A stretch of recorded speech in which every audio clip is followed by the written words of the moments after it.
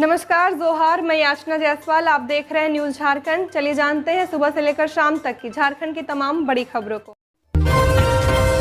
कर्मा पर्व प्रकृति, आस्था और भाई बहन के रिश्ते का अनोखा उत्सव। झारखंड की सांस्कृतिक और धार्मिक परंपराओं में कर्मा पर्व का खास महत्व है। झारखंड में यह पर्व पूरे धूमधाम से मनाया जा रहा है। यह त्योहार न केवल प्रकृति की पूजा का प्रतीक है, बल्कि भाई बहन के प्रेम और सामाजिक एकता का भी संदेश देता है। आदिवासी समाज इसे सदियों से अपनी संस्कृति की धड़कन मानकर हर साल बड़ी धूमधाम से मनाता आ रहा है। इस बार भी पूरे झारखंड के साथ साथ राजधानी रांची में कर्मा पर्व को लेकर जबरदस्त उत्साह देखने को मिल रहा है। भाद्रपद शुक्ल पक्ष की एकादशी को मनाया जाने वाला कर्मा पर्व प्रकृति, आस्था और परंपरा का संगम है। कर्म देवता को धरती की उर्वरता और सुख समृद्धि का देवता माना जाता है। महिलाएं और पुरुष कर्म वृक्ष के डाल की पूजा करते हैं और परिवार की खुशहाली तथा भाइयों की लंबी उम्र की कामना करते हैं। पूजा में बोए गए जावा का विशेष महत्व होता है, जिसे अनाज और मिट्टी से तैयार किया जाता है और पूजा के बाद प्रसाद के रूप में बांटा जाता है। कर्मा पर्व से पहले गांव की महिलाएं और युवतियां घर घर जाकर धान, मक्का, चना और गेहूं इकट्ठा करती हैं। इसी से जावा बोया जाता है। पर्व की रात कर्मा डाली की स्थापना होती है, जिसके चारों ओर गांव वाले एकत्र होकर गीत और नृत्य में भाग लेते हैं। महिलाएं पारंपरिक परिधान पहनती हैं और पुरुष ढोल मांदर की थाप पर थिरकते हैं। कर्मा गीतों में भाई बहन का स्नेह, प्रकृति का महत्व और जीवन की खुशहाली का चित्रण झलकता है। दिवंगत रामदास सोरेन के पुत्र सोमेश सोरेन लड़ेंगे घाटशिला उपचुनाव, क्या बन पाएंगे मंत्री? झामुमो के दिवंगत मंत्री रामदास सोरेन के निधन के बाद अब उनके बड़े बेटे सोमेश सोरेन घाटशिला विधानसभा से उपचुनाव लड़ेंगे। घाटशिला विधानसभा कमेटी ने सर्वसम्मति से उनके नाम की घोषणा कर दी है, जिसकी जानकारी प्रदेश आलाकमान को भी दे दी गई है। यह घोषणा घाटशिला के पावड़ा स्थित मांझी परगना महाल भवन में हुई एक बैठक के बाद लिया गया। बैठक में चारों प्रखंडों घाटशिला, धालभूमगढ़, मुसाबनी और गुड़ाबांदा के पार्टी पदाधिकारी और कार्यकर्ता शामिल थे। सोमेश सोरेन ने अपने पिता के निधन के बाद इस जिम्मेदारी को संभालने का संकल्प लिया है। उन्होंने कहा कि उनके पिता रामदास सोरेन ने कम समय में ही अपने काम और मेहनत से घाटशिला में एक अलग पहचान बनाई थी। सोमेश ने अपने इंटरनेट मीडिया पर लिखा कि उनका मुख्य उद्देश्य क्षेत्र के लोगों की समस्याओं को समझना और उनका समाधान करना है। उन्होंने अपने पिता की तस्वीर को नमन करने के साथ साथ मां का भी आशीर्वाद लिया। इसके अलावा उन्होंने दिशोम गुरु शिबू सोरेन को भी नमन कर इस चुनावी सफर की शुरुआत की है। उन्होंने कार्यकर्ताओं से कहा कि वो सबके साथ मिलकर अपने पिता के विकास के रथ को आगे बढ़ाएंगे। सोमेश ने कहा, राजनीति कोई सीख कर नहीं आता, बल्कि हालात और परिस्थितियों से आगे बढ़ाते हैं। गुमला में दीवार गिरने से एक की मौत, कर्मा पर्व से लौट खाना खाते समय हुआ हादसा, दीवार के मलबे में दबने से गई जान। गुमला के भरनो थाना क्षेत्र के महूगांव टंगराटोली में एक दुखद घटना सामने आई है। मिट्टी की दीवार गिरने से 45 वर्षीय लीचा उराव की मौत हो गई। घटना मंगलवार की देर शाम की है। लीचा उराव कर्मा कार्यक्रम में शामिल होकर भरनो से अपने घर लौटे थे। खाना खाने के दौरान अचानक मिट्टी की दीवार उनके ऊपर गिर गई। दीवार के मलबे में दबने से उनकी मौके पर मौत हो गई। बुधवार सुबह घटना की सूचना मिलते ही भरनो थाना पुलिस मौके पर पहुंची। पुलिस ने शव को कब्जे में लेकर पोस्टमार्टम के लिए गुमला सदर अस्पताल भेजा। पंचायत के मुखिया सुकेश उराव ने भी घटना स्थल का दौरा किया और जानकारी ली। कर्मा पर्व के दिन घटी इस दुर्घटना से पूरे गाँव में शोक की लहर है। गाँव में मातम का माहौल है। जंगली हाथियों का आतंक, गांव में घुस किसान को रौंदा, ग्रामीण पलायन को विवश। खुंटी के रनिया प्रखंड क्षेत्र में कल मंगलवार की रात फिर से जंगली हाथियों ने खूब उत्पात मचाया है। बोंगतेल गांव में कल रात करीब 9 बजे जंगली हाथी ने एक व्यक्ति को कुचलकर मौत के घाट उतार दिया। मृतक की पहचान गांव के 32 वर्षीय कृष्णा सिंह के रूप में की गई है। जंगली हाथी घंटों तक शव के पास ही खड़ा रहा। इस कारण ग्रामीणों ने रात में शव बरामद नहीं किया। वहीं हाथियों के आतंक से परेशान होकर अब ग्रामीण पलायन करने को विवश हो रहे हैं। मिली जानकारी के अनुसार कल रात बोंगतेल गांव में जंगली हाथी घुस आए थे। स्थानीय ग्रामीणों के साथ मिलकर कृष्णा भी हाथियों को खदेड़ रहे थे। इसी दौरान जंगली हाथी ने कृष्णा के ऊपर हमला कर दिया। हाथी के हमले से कृष्णा की मौके पर मौत हो गई। इसके बाद तुरंत वन विभाग के कर्मियों को घटना की जानकारी दी गई, लेकिन विभाग के कर्मी आज बुधवार की सुबह करीब 10 बजे वन विभाग की टीम पहुंची। टीम ने जब शव को पोस्टमार्टम के लिए ले जाना चाहा तो घटना से आक्रोशित ग्रामीणों ने मृतक का शव देने से साफ इनकार कर दिया। ग्रामीण वन विभाग के वरीय पदाधिकारी को बुला रहे हैं। गांव प्रभारी वनपाल से मामला सुलझता नजर नहीं आ रहा। झारखंड में बादल और बारिश का दौर जारी, पूर्वी पश्चिमी सिंहभूम सहित 5 जिलों में भारी बारिश, ऑरेंज अलर्ट जारी। लो प्रेशर एरिया का इफेक्ट, बंगाल की खाड़ी में बने निम्न दबाव क्षेत्र और मानसून ट्रफ के कारण राज्य भर में बादल छा गए हैं। रांची में मंगलवार को सुबह से ही आसमान में काले बादल मंडराते रहे। बारिश भी हुई है। मौसम विभाग ने अगले 48 घंटे तक राज्य के कई जिलों में हल्के से मध्यम दर्जे की बारिश का पूर्वानुमान जताया है। मौसम विभाग ने पूर्वी और पश्चिमी सिंहभूम, सरायकेला, खरसावां, सिमडेगा और गुमला में भारी बारिश का ऑरेंज अलर्ट जारी किया है। इन जिलों में सुबह से ही लगातार तेज बारिश की संभावना है। वहीं रांची, खूंटी, बोकारो, धनबाद, हजारीबाग, पलामू, गिरिडीह और कोडरमा में दोपहर बाद से ही मौसम बदलने की बात कही गई है। यहाँ हल्के से तेज बारिश हो सकती है। विभाग ने लोगों को सावधानी बरतने की सलाह दी है। लगातार बारिश के कारण अधिकतम तापमान में बड़ी गिरावट दर्ज की गई है। रांची का अधिकतम तापमान मंगलवार को 26.1 डिग्री सेल्सियस रहा, जो सामान्य से 3.7 डिग्री और पिछले 24 घंटे से 6.1 डिग्री कम था। जमशेदपुर में यह 28.5 डिग्री दर्ज किया गया है, जो सामान्य से 3.9 डिग्री और सोमवार से 6.5 डिग्री कम है। राज्य के 6 जिलों में खुलेंगे मेडिकल कॉलेज, स्वास्थ्य मंत्री ने दी मंजूरी। झारखंड वासियों के लिए सरकार ने एक बड़ी खुशखबरी दी है। झारखंड के 6 अलग अलग जिलों में अब मेडिकल कॉलेज और अस्पताल खोले जाएंगे। ये मेडिकल कॉलेज धनबाद, देवघर, खूंटी, गिरिडीह, जामताड़ा और पूर्वी सिंहभूम में स्थित सदर अस्पताल को अपग्रेड कर खोले जाएंगे। जुलाई में मंत्री सुविद्य कुमार ने केंद्रीय स्वास्थ्य मंत्री जेपी नड्डा को पत्र लिखकर राज्य में मेडिकल कॉलेज खोलने का आग्रह किया था। इस पत्र में उन्होंने झारखंड की मौजूदा चुनौतियों का जिक्र किया था और बताया कि 3.92 करोड़ की आबादी वाले इस राज्य में फिलहाल केवल 9 मेडिकल कॉलेज है, जबकि राष्ट्रीय मानक के अनुसार राज्य में 39 मेडिकल की जरूरत है। इसके बाद केंद्र की तरफ से मंत्री सुदिव्य कुमार सोनू को सहमति पत्र भेजा गया। इसमें लिखा गया कि इस मामले पर संबंधित जांच की जा रही है। वहीं सुदिव्य कुमार सोनू को उन्होंने पत्र में विश्वास दिलाया है कि उनके पत्र को गंभीरता से लिया गया है। जहरीला भोजन करने से बाप बेटे की मौत, 5 लोग गंभीर रूप से बीमार। बोकारो के चांस प्रखंड अंतर्गत मानगो पंचायत के कर्मागोड़ा गांव से एक दर्दनाक घटना सामने आई है, जहां एक ही परिवार के सभी सदस्य विषाक्त भोजन की चपेट में आ गए। जहरीला भोजन खाने से सबसे पहले 22 वर्षीय नरेश मांझी की सोमवार की सुबह लगभग 4 बजे घर पर मौत हो गई। इसके बाद मंगलवार की सुबह करीब 5 बजे इलाज के दौरान उनके पिता 55 वर्षीय लोबिन मांझी की भी सदर अस्पताल में मौत हो गई। परिवार के अन्य 5 सदस्य बड़े पुत्र 35 वर्षीय वकील मांझी, बहू सोमली देवी 30 वर्षीय, बेटी सोहगी कुमारी 18 वर्षीय, पोता अरुण मुर्मू 2 वर्षीय और लोबिन मांझी की पत्नी भी गंभीर रूप से बीमार है और फिलहाल बोकारो सदर अस्पताल में भर्ती है। घटना की सूचना पर जिला प्रशासन हरकत में आया और सिविल सर्जन के निर्देश पर ग्राम स्तरीय मेडिकल टीम को तत्काल जाँच के लिए गाँव भेजा गया। बाद में जिला स्तरीय मेडिकल टीम भी कर्मागोड़ा पहुंची और पूरे मामले की जांच शुरू कर दी है। हालांकि अब तक यह स्पष्ट नहीं हो पाया कि भोजन में जहर कैसे मिला। झारखंड कैबिनेट का बड़ा फैसला, जेएसएससी में परीक्षार्थी अधिक तो पीटी मेंस दोनों होगा। झारखंड कर्मचारी चयन आयोग द्वारा आयोजित की जाने वाली स्नातक स्तरीय तकनीकी और विशिष्ट योग्यता वाली परीक्षाओं के पदों पर नियुक्ति प्रक्रिया में बड़ा बदलाव किया गया। परीक्षा पीटी और मेंस 2 चरणों में ली जाएगी। हालांकि किसी परीक्षा में 50,000 से कम आवेदन रहने पर सामान्यतः प्रारंभिक परीक्षा नहीं ली जाएगी। उक्त अधिकतम सीमा या उससे ज्यादा अभ्यर्थी रहने की स्थिति में भी विभिन्न परिस्थितियों के आधार पर सीधे मुख्य परीक्षा आयोजित करने के संबंध में आयोग निर्णय ले सकेगा। मुख्यमंत्री हेमंत सोरेन की अध्यक्षता में प्रोजेक्ट भवन में मंगलवार को ही कैबिनेट की बैठक में कुल 66 प्रस्तावों पर स्वीकृति की मुहर लगी है। कैबिनेट सचिव वंदना दादेल ने बताया कि बैठक में झारखंड कर्मचारी चयन आयोग परीक्षा संचालन संशोधन नियमावली गठन 2025 की स्वीकृति दी गई है। इससे पहले वर्ष 2021 की नियमावली 6 में एक चरण में मात्र मुख्य परीक्षा में परीक्षा लेने का प्रावधान किया गया था, जिसमें संशोधन करते हुए अब 2 चरणों तथा प्रारंभिक और मुख्य परीक्षा लेने का फैसला लिया गया है। मंत्रिमंडल की बैठक में 5 जिलों में कार्यरत चिकित्सक पदाधिकारी को सेवा से बर्खास्त करने के प्रस्ताव को भी स्वीकृति दी गई है। इसके अलावा झारखंड निःशुल्क और अनिवार्य बाल शिक्षा का अधिकार नियमावली को भी स्वीकृति दी गई है। कैबिनेट की बैठक शुरू होने से पहले दिवंगत दिशोम गुरु शिबू सोरेन और पूर्व शिक्षा मंत्री रामदास सोरेन को श्रद्धांजलि दी गई।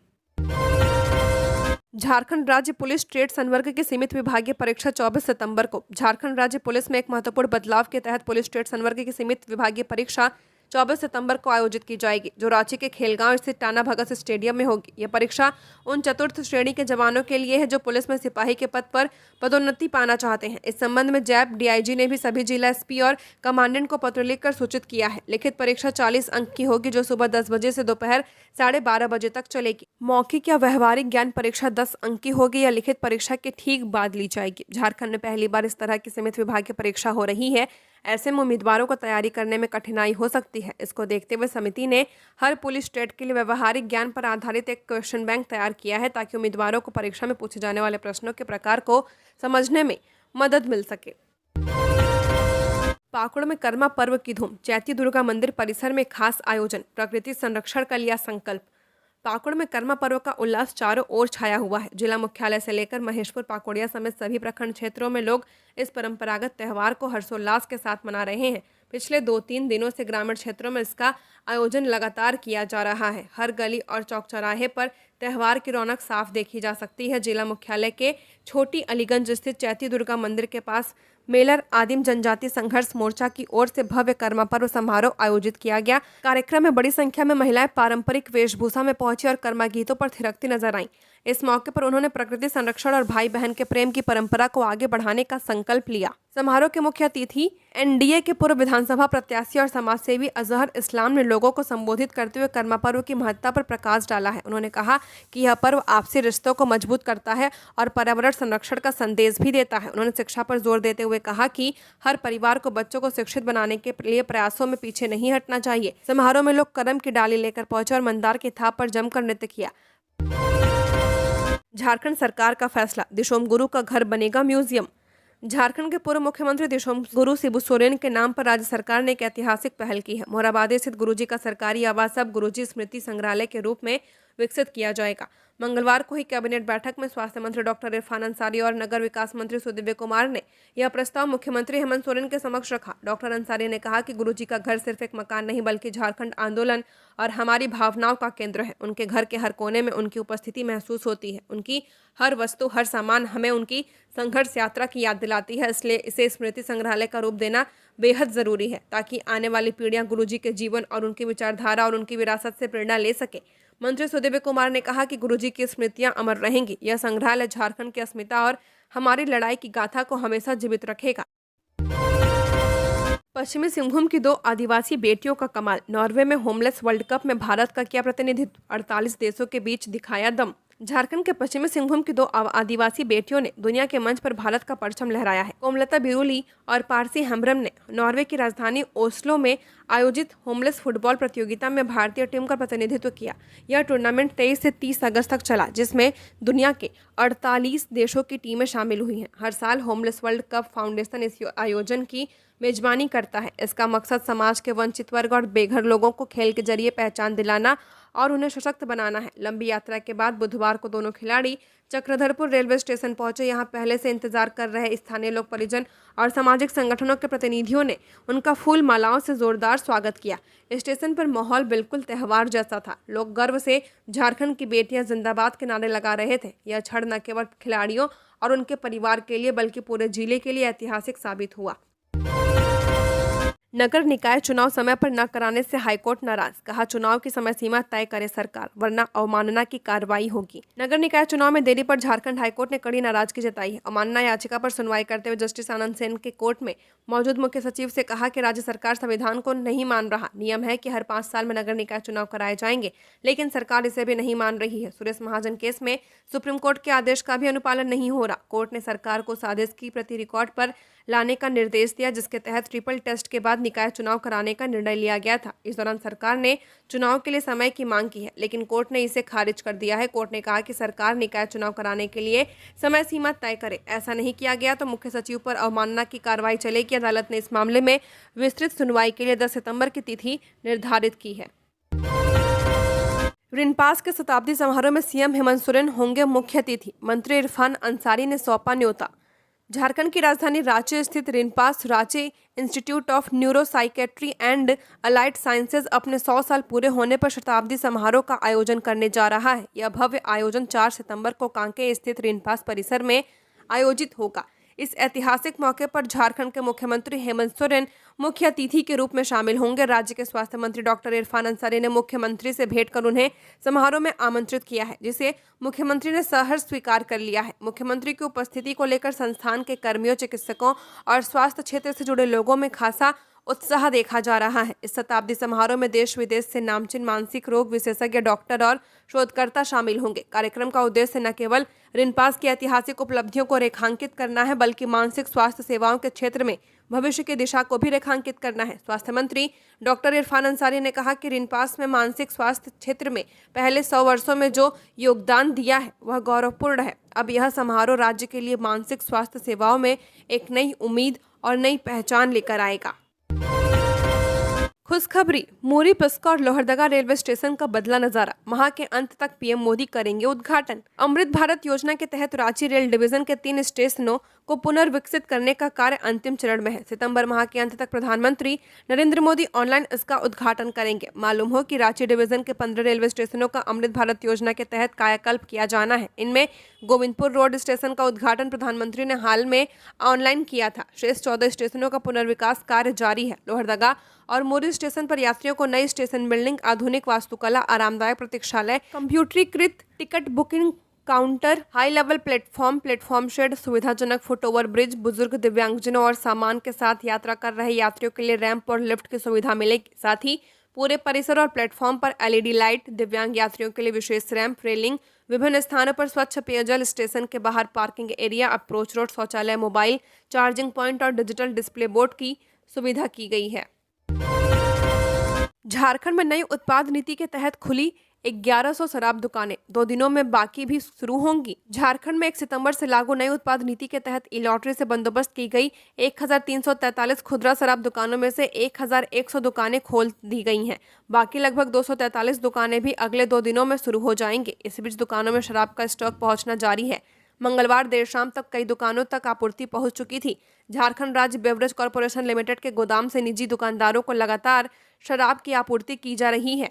विभाग की कोशिश है कि सभी ब्रांड का स्टॉक ग्राहकों को आसानी से उपलब्ध हो। नई उत्पाद नीति और कीमतों में वृद्धि के बावजूद शराब की बिक्री पर कोई असर नहीं पड़ा है। राज्य भर में 1343 दुकानों में 1184 कंपोजिट और 169 देसी शराब की दुकानें हैं।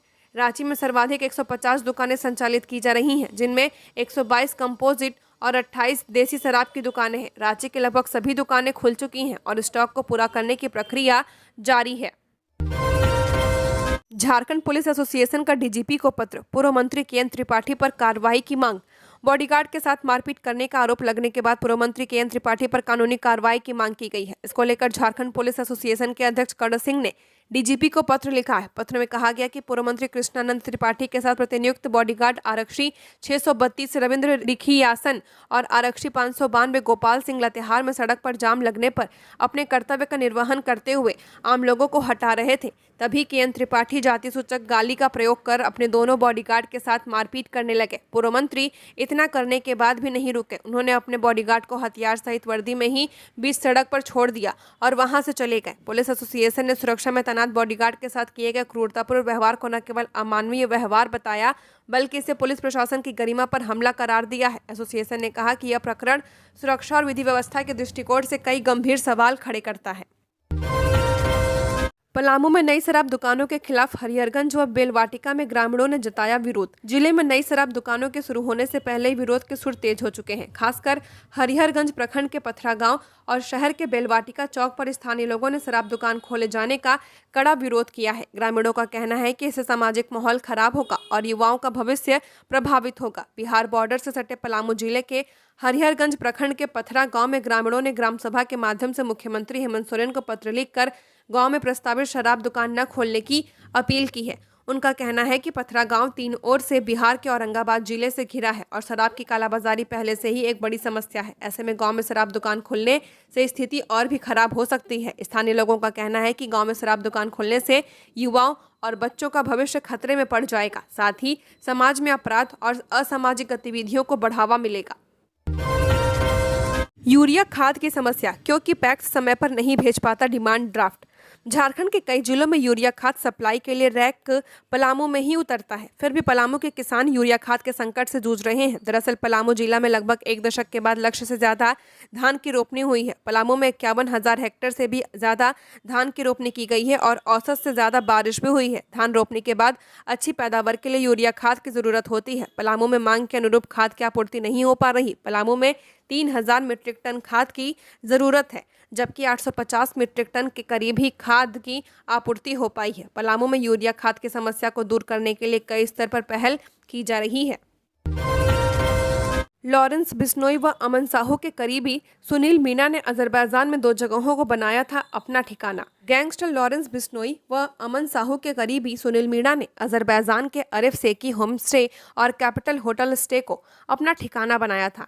इन दोनों जगहों पर रहकर सुनील मीणा उर्फ मयंक सिंह झारखंड के कारोबारियों से रंगदारी वसूलने और गोलीबारी जैसी घटनाओं को अंजाम दिला रहा था। उल्लेखनीय है कि सुनील मीणा उर्फ मयंक सिंह को झारखंड पुलिस के आतंकवाद निरोधक दस्ता ने 6 दिनों तक पूछताछ के बाद न्यायिक हिरासत में भेज दिया है। 6 दिनों की पूछताछ के दौरान मयंक सिंह ने कई सनसनीखेज खुलासे किए हैं।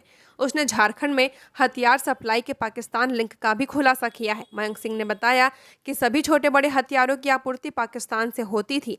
सुनील मीणा कुख्यात अंतर्राष्ट्रीय अपराधी लॉरेंस बिश्नोई का सहयोगी तो था ही, उसके जरिए ही उसके संबंध कुख्यात अपराधी अमन साहू से बन गए थे। लॉरेंस बिश्नोई ने ही मयंक सिंह का परिचय अमन साहू से करवाया था। सुनील मीणा ने जब मलेशिया में काम करना शुरू किया तभी वह रोहित गोदारा, गोल्डी बरार और संपत नेहरा के जरिए लॉरेंस बिश्नोई के संपर्क में आया था। उसने मलेशिया से ही अपनी आपराधिक गतिविधियां शुरू कर दी थीं।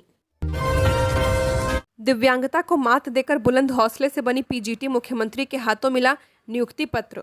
संघर्ष की राह पर कभी हार न मानने वाली शिखा जैन आज उन सब के लिए प्रेरणा बन गई हैं जो कठिनाइयों के बीच अपने सपनों को सच करना चाहते हैं। हजारीबाग की रहने वाली शिखा ने दिव्यांग होने के बावजूद शिक्षा को अपना हथियार बनाया और मंगलवार को प्रोजेक्ट भवन में मुख्यमंत्री हेमंत सोरेन द्वारा पीजीटी के पद पर नियुक्ति प्राप्त की। शिखा जैन की शिक्षा इम्फाल, मणिपुर से हुई है। उन्होंने बीकॉम, एमकॉम और बीएड की डिग्रियां हासिल की हैं। कॉमर्स स्ट्रीम में प्रथम टॉपर रही शिखा को अब तक प्रेसिडेंट अवार्ड, गवर्नर अवार्ड और इंस्पिरेटरी अवार्ड से सम्मानित किया जा चुका है। उनकी लगन और उत्कृष्टता को देखते हुए प्रदेश के महान वैज्ञानिक और राष्ट्रपति ने उन्हें सम्मानित किया था। उन्होंने यूजीसी नेट, मणिपुर शिक्षक पात्रता परीक्षा और सीटीईटी जैसी कठिन परीक्षाएं भी पास की हैं।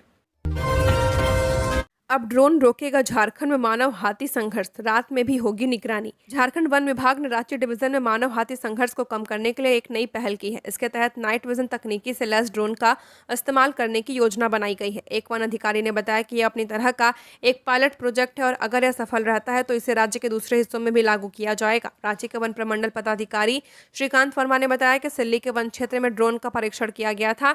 दिन और रात दोनों ही समय में इसके परिणाम स्वरूप उत्साहजनक रहे हैं। ड्रोन में लगा high powered night vision camera रात में भी हाथियों के झुंड की गतिविधियों की साफ तस्वीरें लेने में कामयाब रहा। वर्मा ने कहा कि यह तकनीक हाथियों के मूवमेंट पर नजर रखने और मानव हाथी संघर्ष को रोकने में काफी मददगार साबित होगी, जिससे हर साल कई लोगों की जान जाती है। कैंसर पीड़ित मां को पीटा, बुजुर्ग पिता को भी नहीं बख्शा। बेटे की प्रताड़ना से तंग आकर दंपति धरने पर बैठे। झारखंड के पश्चिमी सिंहभूम से एक ऐसा मामला सामने आया जिसने समाज को एक बार फिर सोचने पर मजबूर कर दिया है। चक्रधरपुर के झुमका मोहल्ला स्थित सजन गली में रहने वाले एक बुजुर्ग दंपति को अपने ही बेटे और बहू की प्रताड़ना से इतना पीड़ा पहुंचा कि उन्होंने सरेआम बीच चौक में धरने पर बैठने का फैसला कर लिया। 65 वर्षीय अर्जुन प्रताप साव और उनकी 55 वर्षीय पत्नी शकुंतला देवी जो कैंसर से पीड़ित हैं, उन्होंने अपने बड़े बेटे आलोक साव और बहू सुषमा पर मारपीट, मानसिक उत्पीड़न और घर से निकालने जैसे गंभीर आरोप लगाए हैं। धरना स्थल पर शकुंतला देवी के हाथ में एक तख्ती थी जिस पर लिखा था, मैं कैंसर पीड़ित हूँ। यह दृश्य देखकर राह चलते लोगों की आंखें भर आईं। मगर अफसोस की बात यह रही कि उनकी इस स्थिति को देख उनके बेटे का दिल भी नहीं पसीजा। वहीं अर्जुन साव ने भी एक तख्ती लेकर बेटे द्वारा की गई प्रताड़ना को लोगों के सामने रखा। अर्जुन साव के अनुसार उन्होंने अपने बड़े बेटे आलोक के लिए पोस्ट ऑफिस रोड पर कपड़े की एक दुकान खुलवाई थी जिससे उसे अच्छी आमदनी हो रही है, लेकिन अब वही बेटा आए दिन उनके साथ दुर्व्यवहार करता है। अर्जुन साव ने बताया कि उन्होंने जिस घर को खून पसीने से बनाया था उसी से उन्हें बाहर निकाल दिया गया है। बीते 8 से 9 महीनों से वे किराए के मकान में रहने को मजबूर हैं। सीईओ ने किया मतदाता सूची का प्रकाशन। घाटशिला विधानसभा में कुल 2,51,367 वोटर नाम जोड़ने व हटाने का काम शुरू। राज्य के मुख्य निर्वाचन पदाधिकारी के रवि कुमार ने घाटशिला विधानसभा उपचुनाव के लिए मतदाता सूची का प्रकाशन मंगलवार को किया। जिन मतदाताओं का नाम सूची में नहीं जुड़ा है वे संबंधित फॉर्म भरकर अपना नाम अवश्य जुड़वा लें। 17 सितंबर तक लोग अपनी आपत्ति जता सकेंगे और अपना नाम जुड़वा सकेंगे। 25 सितंबर तक दावों व आपत्ति का निपटारा किया जाएगा, जबकि 29 सितंबर को अंतिम मतदाता सूची का प्रकाशन किया जाएगा। उन्होंने बताया कि घाटशिला विधानसभा में कुल 2,51,367 मतदाता हैं। इनमें 1,23,514 पुरुष मतदाता और 1,28,050 महिला मतदाता हैं। थर्ड जेंडर के 3 और दिव्यांग मतदाताओं की संख्या 2,648 है। प्रेस कॉन्फ्रेंस में के रवि कुमार ने बताया कि घाटशिला विधानसभा में 6 महीने के अंदर उपचुनाव कराया जाना है। विधानसभा क्षेत्र के सभी बूथों, AERO, ERO, DEO के कार्यालय में मतदाता सूची के प्रारूप का प्रकाशन किया गया है। इस अवसर पर संयुक्त मुख्य निर्वाचन पदाधिकारी सुबोध कुमार और उप मुख्य निर्वाचन पदाधिकारी देवदास दत्ता उपस्थित थे। पुनाशी जलाशय के लिए 1,891 करोड़ 67 लाख रुपए मंजूर। विशिष्ट योग्यता वाले पदों के लिए जेएसएससी 2 चरणों में लेगा परीक्षा। झारखंड राज्य कर्मचारी चयन आयोग अब विशिष्ट और तकनीकी योग्यता वाले पदों के लिए भी 2 चरणों में परीक्षा लेगा। कैबिनेट ने मंगलवार को इस प्रस्ताव को मंजूरी दी है। पूर्व में सिर्फ सामान्य प्रतियोगी परीक्षाओं के लिए यह नियम बनाया गया था। कैबिनेट ने पुनाशी जलाशय परियोजना के लिए 1,891 करोड़ 67 लाख रुपए की प्रशासनिक स्वीकृति दी थी। मंत्रिपरिषद ने राज्य के 35 बांधों के लिए 238 करोड़ रुपए की स्वीकृति दी है। यह राशि बांध पुनर्वास सुधार परियोजना के फेज 1 और फेज 2 के लिए दी गई है। इसमें 70% राशि वर्ल्ड बैंक देगा, जबकि 30% राज्य सरकार वहन करेगी। वहीं वर्षों से अस्पतालों से गायब रहे 5 डॉक्टरों को बर्खास्त कर दिया गया है। इनमें डॉक्टर फरहाना, डॉक्टर ज्योति कुमारी, डॉक्टर भावना, डॉक्टर इंद्रनाथ प्रसाद और डॉक्टर रिंकू सिंह शामिल हैं। इसके अलावा वाणिज्य कर विभाग के प्रस्ताव पर 5 कर्मियों के सेवा नियमितीकरण और वित्तीय लाभ देने की स्वीकृति दी गई है। इन कर्मियों में नवल किशोर सिंह, जेम्स दानियल टोप्पो, ललिता लकड़ा, विनिजय सिन्हा और गुलाम अंसारी शामिल हैं। त्योहारों में यात्रियों के लिए खुशखबरी, सियालदह पटना के बीच चलेंगी पूजा स्पेशल ट्रेनें।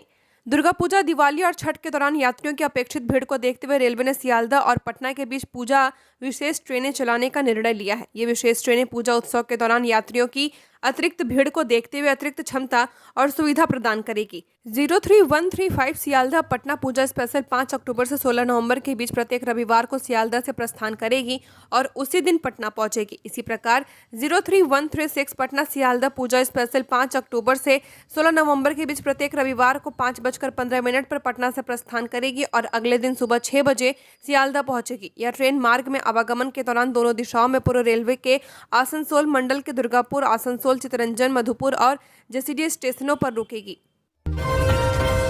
फ्लाईओवर के पास ऑटो स्टैंड बनाने पर भड़के विधायक सीपी सिंह। जनप्रतिनिधियों ने भी प्रशासक पर निकाली भड़ास। रांची जिला विकास समन्वय एवं अनुश्रवण समिति की बैठक मंगलवार को श्रीकृष्ण लोक प्रशासन सेवा संस्थान में हुई। संसद सह रक्षा राज्य मंत्री संजय सेठ की अध्यक्षता में हुई बैठक में करीब 1 दर्जन विकास योजनाओं पर चर्चा की गई। बैठक के दौरान सीपी सिंह ने पुलिस पर भ्रष्टाचार का आरोप लगाया। कहा कि नया फ्लाईओवर बना है, इसके बावजूद नागा बाबा खटाल के पास जाम नहीं हटा, क्योंकि फ्लाईओवर के पास ऑटो वाले ने कब्जा कर लिया है। पुलिस वहां मौजूद रहती है, फिर भी ऐसी दुर्दशा हो रही है। पुलिस पैसे लेकर यह काम कर रही है। मैं शहर में घूमता हूं तो पुलिस की कार्यशैली भी देखता हूं, कैसे चौक चौराहों पर गुमटी में पोस्ट के अंदर पैसे की वसूली होती है।